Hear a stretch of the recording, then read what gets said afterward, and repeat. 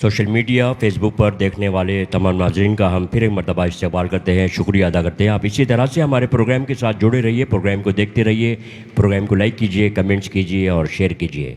आपकी खामोशी भी आपकी आवाज़ है, आपकी खामोशी, आपकी आवाज़, आपकी दादो तहसीन को हम हमेशा याद रखेंगे। हमने तुमको प्यार किया है कितना,